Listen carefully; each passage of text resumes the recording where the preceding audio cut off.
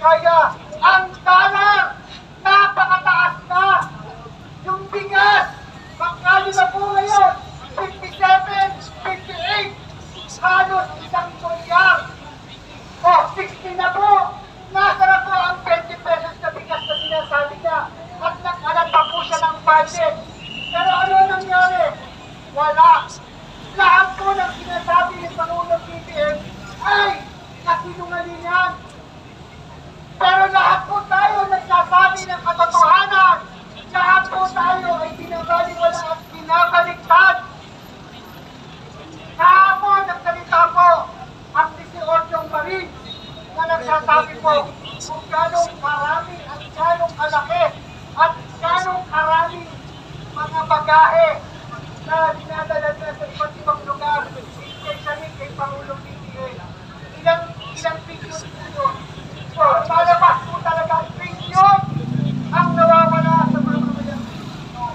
Ngayon nasa na po si Juan de la Cruz na gustong makapag-aral ng libre ang kanyang anak. Libreng pag-aaral, libreng hospital, libreng panganganak. Kaya ng gobyerno kung gugustuhin. Samantalang sila, habang tayo'y binabaha, ang buong Metro Manila, NCR, sila naman po, binabaha ng yaman. Hindi rito, hindi roon. Nasa na po yung mga pera na sinasabi po nilang pinagkenta yung mga sports car. Pag hindi ko natin ibigay isang palayo ng hospital at itulong sa mamamayang Pilipino, sa mga may cancer patient, pumipila. Alam niyo po ba yun? Kung may mga kamag-anak po tayo, di ba? Grabe po sila pumila. Pagkahaba-haba. Tapos ano nangyayari po? Lumapit ka kay congressman, lumapit ka kay mayor. Kaya ayan po, magpapatunay ng 40 years in the making na hanggang sa ngayon, patuloy tayong niloloko. Niloko na tayo ng tatay, niloko pa rin tayo ng anak. Ayan po ang magpapatunay na 40 years tayong niloloko ng mga Marcos. Marcos, pangap, Marcos, resign, Marcos, manloloko. Yan.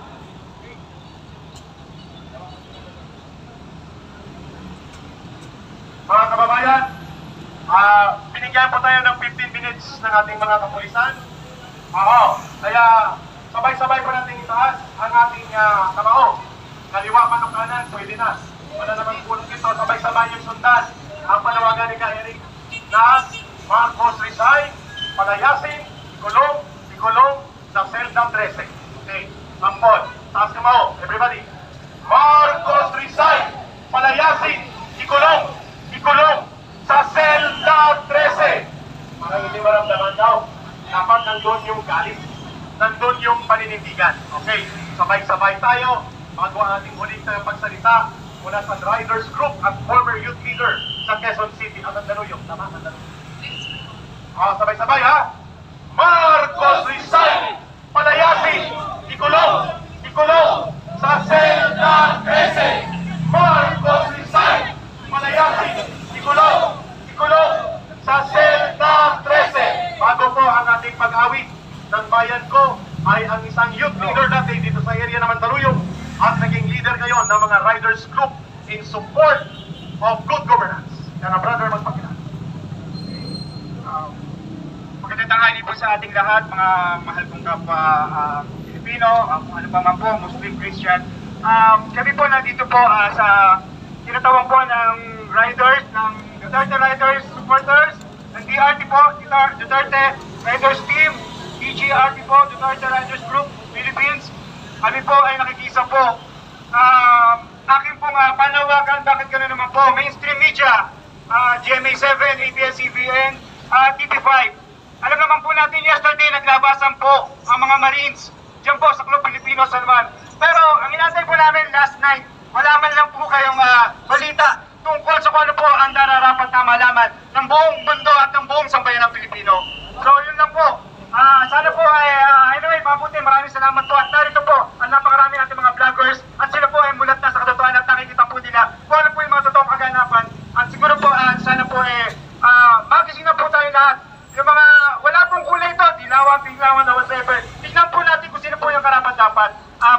Kasi iba na po ang kalagayan ng ating PBBM. So, dapat po alam naman po natin, sundin po natin ang batas kung ano po ang karapat-dapat nalalaman po natin ang kanyang tunay na kalusugan. Kasi, kung mapapansin niyo po, isinod ko lang din po sayang, wala po rin si Consial Ranilo Zopic Kaya po nagmamadali ang ating Senate President Tito Soto sa ma-impeach ang ating puting VP Sara. Dahil nga naman pag nawala ang Presidente, papayag ba kayo sa uhubong Pangulo? Hindi po ba? Yun lang po yung logic na So, tuloy po, nakikisa po ang buong Riders team. Duterte po. Maraming salamat po. Maraming salamat, brother. Everybody, please come forward. At sabayan niyo po si Kuya Eric sa ating pag-uling awitin sa araw na ito. Pero ina-announce na natin, abangan niyo ang March 10 at March 11. March 11, 1 year ng pagtukod at pagkidnap kay Tatay Digong. Dadagundong ang buong protesta ng sambayan ng Pilipino worldwide, lalo na sa Pilipinas. March 11 naka-ready na tayo. May maleta ba kayo? May diniliver daw sa Malacanang, may diniliver sa Paway. Ngayon, ito lang po ang aming masasabi sa ating lahat. Ang kasaysayan ang naglilika taong bayan. Palakpakan natin yun. Okay! Walang diktador, walang magnanakaw na gobyerno ang pwedeng tumagal at mag-ibabaw sa kapangyarihan ng mamamayan. Jack na magaganap yun.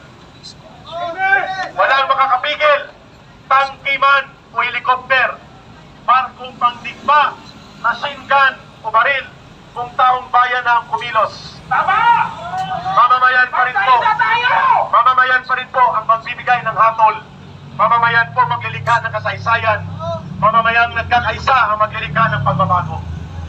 Yun nga, narinig na natin, ibabalik na muli ang tunay na tapang at malasakit sa isang matuwid na gobyerno. Sama tayo doon! Yes! Taas po ang ating mga kamao ng katuwang. At ito po ay tanda na pagiging pagkaisa. Ang bandila po dito sa harap, iwagay-way natin. Matawitin po natin ang bayan ko, ilang linya lang. And then mag-disperse tayo at magpapasalamat tayo sa pagiging pagkaisa na ito. Kay sarap mabuhay sa sariling bayan, kung walang alipin at may kalayaan, ang bayan sinisiil, bukas ay mabangon din, at silang'y pupula sa timyas ng paglaya. Everybody join us. Paibon mang may layang lumipad, punuin ko ang umiiyak, bayan pa kayang sakal dilag, ang dimag na sang nakaalpas. Pilipinas kong minumutya, bugat ng luha at dalita, aming atika, makita kang sakal laya, aming atika, makita kang sakal laya. Marcos resign, palayasin, ikulong sa selda 13. Marcos resign, palayasin, ikulong sa selda 13. Mabuhay ang sambayan ng Pilipino. Magkikita tayo March 10 and March 11 and onwards. Maraming salamat, Chief. Maraming salamat sa mga kapulisan, MMDA, at lahat ng mga nandito, lalo na mga nag-participate. Our program for today ends now. Umayo tayo at magpakatatag. Mag-ingat ang lahat. God bless the Philippines and God bless everyone. Maraming salamat.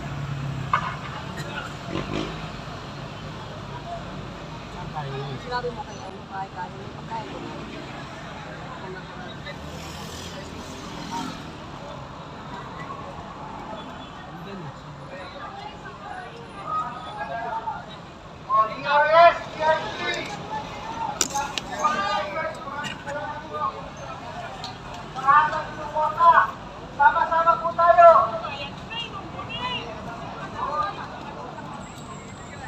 March 11 ha, maghahanap ko kayo ng invitation ha. Ay! O ito, may utang pa ako ano, ito, 1,000. May utang ako 500. Tubig. Okay, tubig ha. Hindi, pag March 11 ha. Ay, March 10 pala ha. dapat inagahan nyo, ang daming tubig na mahahakot doon. Kay Governor Chavit yun yung Ito yung tayong tubig mo. tag dito. March 10 kay Gov Chavit yun ha. Wala. Ay! Oh, thank you ha. Ito, Malabon, riders. Ha, thank you. Oh, isan mo yung Biden mo. Thank you. Ma'am, Ma'am, go na tayo? Paano? Hindi na? Ha? Hindi na tayo ikot? Hindi na, tama na. Hindi na, tama na. Pagod na ako nga driver eh. ay, go ulit. O sige ha. Sige, March 10. Kung sino naghahanap ng susi na bugo, dito. Okay?